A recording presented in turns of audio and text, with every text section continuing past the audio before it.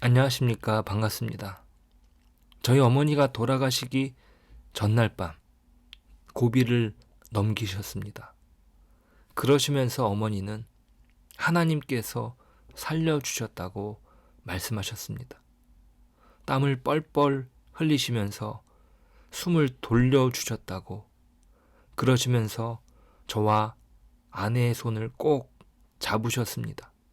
그런데 하나님께서 어머니를 데려가실 때는 곤히 잠을 재우시고 아주 고요히 불러가셨습니다.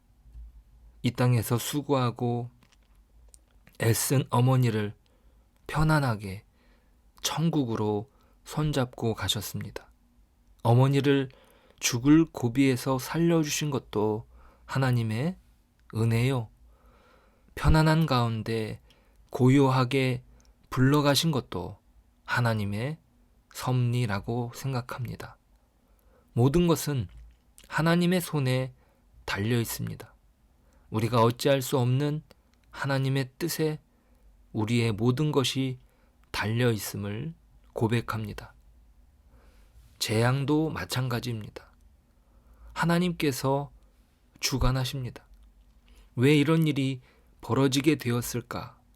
해석할 수 없는 일일수록 더욱 그렇습니다. 요엘서의 독특함은 실제로 일어난 사건을 배경으로 합니다. 하지만 어느 시기인지를 기록하지 않죠. 왜 그럴까요? 역사를 초월하는 메시지를 주시기 위함입니다. 단지 당시 시대에 딱 들어맞는 내용이 아니라 역사를 초월하는 이야기죠. 어느 시대에나 무엇을 대입하더라도 마찬가지라는 이야기입니다. 그렇다면 우리는 이것을 쉽게 대입할 수 있습니다. 왜 우리에게 코로나 바이러스는 허락된 것일까요? 왜 우리에게 변이된 오미크론이 우리를 괴롭히는 것일까요? 그것은 이 재앙이 영적인 의미를 담아낸다는 것입니다. 오늘 13절이에요. 제사장들아 너희는 굵은 배로 동이고 슬피 울지어다. 제단에 수종드는 자들아 너희는 울지어다. 내 하나님께 수종드는 자들아 너희는 와서 굵은 베옷을 입고 밤이 새도록 누울지어다. 이는 소제와 전제를 너희 하나님의 성전에 드리지 못함이로다.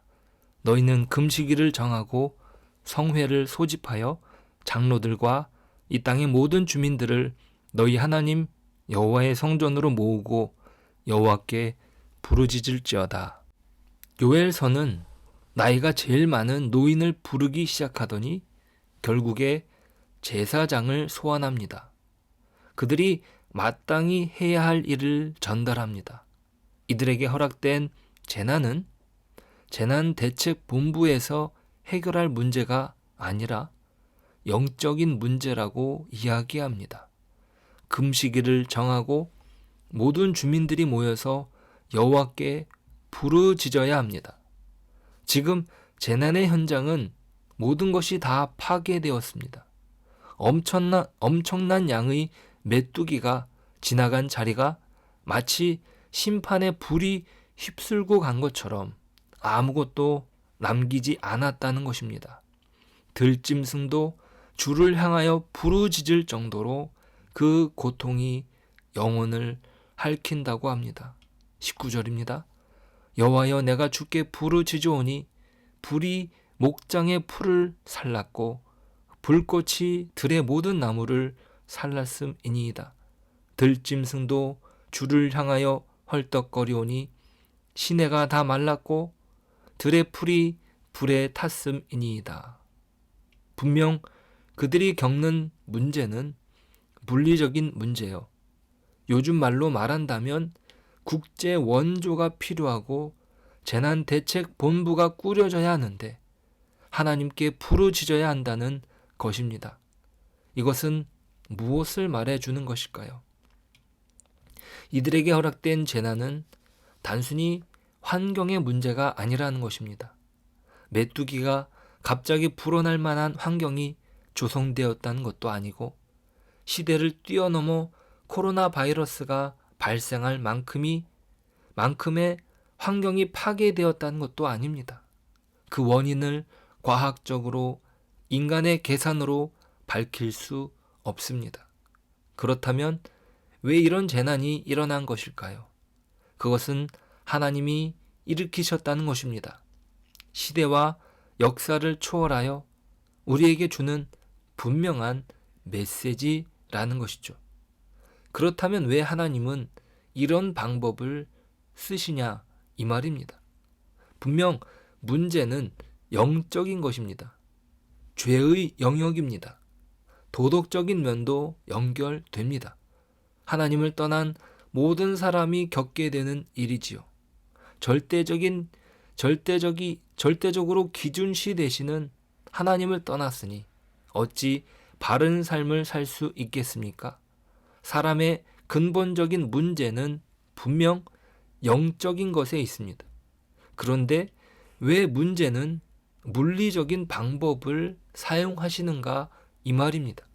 왜 하나님은 이 세상에 재난을 허락하셔서 인간들의 영적이고 도덕적인 반역 행위를 벌하시느냐 이 말입니다.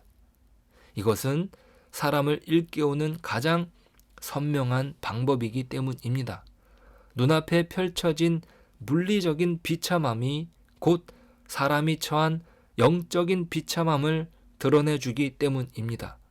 아무것도 건질 수 없는 황폐함을 경험하고 있지만 이들이 회개치 않는다면 더 심각한 일을 경험하게 될 것이라고 이야기합니다.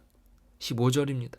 슬프다 그날이요 여호와의 날이 가까웠나니 곧 멸망같이 전능자에게로부터 이르리로다. 지금 경험하는 일이 시대를 초월하여 체험하는 일이 여호와의 날을 예비하는 것입니다. 하나님께서 주도하시는 심판의 날을 준비하는 것이죠. 그러니까 단순히 그 순간으로 그치는 것이 아니라 회개가 요구되는 것입니다. 영적으로 깨어 있으라는 말입니다. 우리는 죄로 인하여 눈이 멀었고 본질적인 문제를 파악하지 못합니다. 하나님을 거스르는 죄가 얼마나 비참하고 끔찍한지를 스스로 깨닫지 못합니다. 하나님을 무시하는 것으로 근심하고 끙끙 앓는 사람이 얼마나 되겠습니까? 그런데 우리는 물리적인 고통은 즉각 반응합니다. 온 이스라엘을 향하여 말씀하시는 내용은 사실상 온 인류에게 말씀하시는 내용입니다. 시대와 역사를 덜어내시며 말씀하시는 이유가 거기에 있습니다. 메뚜기 재앙을 불러일으켜 영적으로 그들의 상황이 얼마나 비참한 것인지 생생하게 보여주시는 거죠. 우리에게 코로나 바이러스를 일으켜 보여주시는 영적인 현실은 동일한 내용입니다. 우리가 말끔히 꾸미고 다니는 만큼의 열심을 창조주께 기울이지 않는 것이 얼마나 비참하고 무례하며 가증스러운 것인지 깨닫게 하십니다. 코로나 바이러스도 무서운 현실이지만 더 비참한 것은 하나님은 하나님을 거스른 죄라는 사실을 우리로 알게 하십니다. 안타까워하는 것으로 그치는 것이 아니라 돌이키게 하시는 것이 이 물리적 불행의 목적입니다. 주님은 이렇게 말씀하시죠. 깨어라. 너희들이 경험하는 끔찍한 재난보다 나를 떠나는 죄가 더 흉측하고 무섭다. 그 비참함의 결정타는 십자가입니다. 우리의 죄가 얼마나 비참한지 생생하게 보여주는 그림이죠. 또한 동시에 하나님께서 돌아오라는 분명한 선언입니다. 하나님께로. 우리는 십자가로 사는 그리스도인으로서 재난의 아픔을 동일하게 겪으며 그분의 안타까워하시는 마음을 전하는 유일한 자로 세워졌음을 기억하며 오늘을 증인으로 살기를 소망합니다. 기도하겠습니다. 하나님, 이 땅에 허락된 비참한 재난이 결코 육적인 것으로 그치지 않고 우리의 영적인 실상을 드러내 준다는 사실을 오늘 보았습니다. 하나님, 우리가 그 예수 그리스도의 십자가로 인하여 우리가 얼마나 하나님께 멀어졌고 우리가 얼마나 하나님께 등을 돌렸는지 깨닫게 하셨습니다. 주님, 그럼에도 그 십자가로 우리를 회복시키시고 또 우리로 돌아오게 하시는 그 은혜를 누리고 있습니다. 하나님, 오늘 우리의 삶이 그리스도를 증거하는 증인의 삶이 되게 하시고 우리가 그리스도 안에서 우리의 오늘 하루가 복되게 하시고 우리를 통해서 이 땅에 하나님의 은혜가 흘러갈 수 있도록 또 이 재난의 시대 속에 우리를 통해 일하시는 또 우리를 통해 말씀하시는 그 하나님을 의지하는 저희가 되게 하여 주옵소서. 예수님의 이름으로 기도드립니다. 아멘.